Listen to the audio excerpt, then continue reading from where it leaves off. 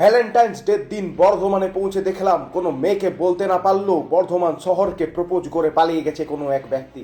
Curzon গেটের উপর বিজয় তরুণ লেখা দেখেই আমি বুঝলাম মানুষ এখানে সাউথ ইন্ডিয়ার সিনেমা খুব পছন্দ করে এবং তারা থালাপতি বিজয়ের খুব বড় ফ্যান। ফুটপাতে চলাফেরার পাশাপাশি মানুষ যাতে শরীরচর্চাও করতে পারে তার জন্য ফুটপাত এখানে করা হয়েছে রাস্তা থেকে 2.5 ফুট উপরে।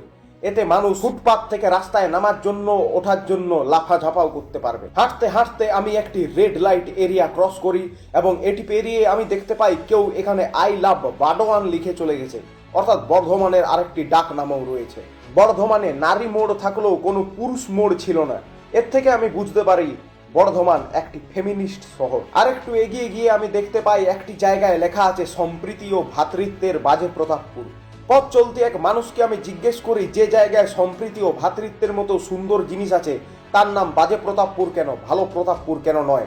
তিনি কোনো উত্তর দেন না। তাকে কনফিউজ করে আমি এগিয়ে গিয়ে দেখি সারাদিন ধরে মানুষকে বহন করার পর বিকেলে চা দোকানে এসে চা খাচ্ছে একটি ঘোড়া।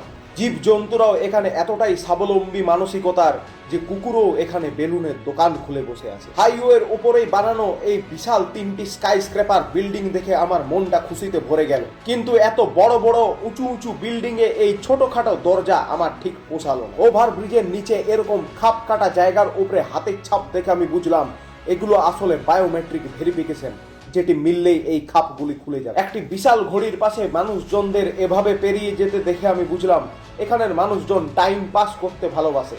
আমিও এই ঘড়িটির পাশ কাটিয়ে পালিয়ে গেলাম এবং তাতে আমারও টাইম পাস করা হয়ে গেল। WTF এর যে ফুল ফর্ম হয় বাও টেস্টি ফুড, সেটাও আমি এখানে এসেই জানলাম।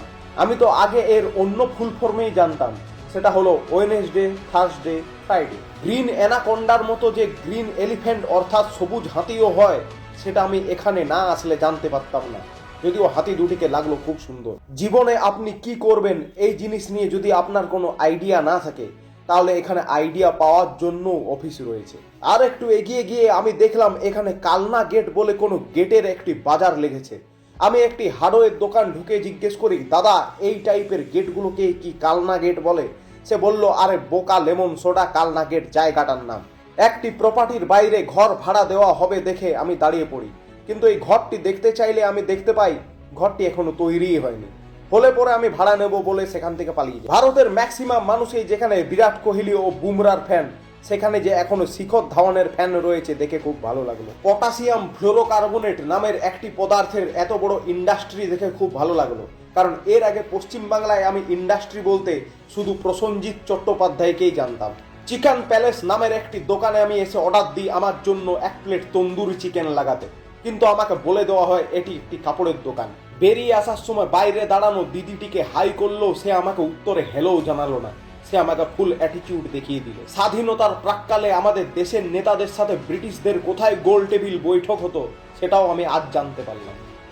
গাড়িতে যেমন সানরুফ হয় সেরকম যে বাড়িতেও আজকাল সানরুফের ব্যবস্থা রয়েছে, সেটি এই সানরুফ খোলা বাড়িটি না দেখলে জানতে পারতাম না। ফ্রিজ নামক কোল্ড স্টোরে আইসক্রিম ও কোল্ড ড্রিঙ্কস জমা রেখেছে, তাদের দাম বাড়ানোর চেষ্টা চলছে। এই চক্রটি আমি ধরে ফেলি, কিন্তু লোকেদের কাছে এটি আমি খোলসা করতেই তারা আমাকে বলে মুরব্বি মুরব্বি। দেওয়ালের বাইরে আউট লেখা দেখে আমি জিজ্ঞেস করি থার্ড আম্পায়ারের কাছে রিভিউ নেওয়া যাবে কিনা। মানুষজন গরম হয়ে যাচ্ছে দেখে আমি ঠিক করি এখান থেকে পালিয়ে যাই। বাড়ি ফেরার পথে পা বাড়াতেই আমি দেখতে পাই বর্ধমান শহর তার দরজা আমার জন্য বন্ধ করে দিলেও দেওয়াল আমার জন্য সব সময় খোলা রেখেছে, অর্থাৎ আমি আবার আসতে পারি।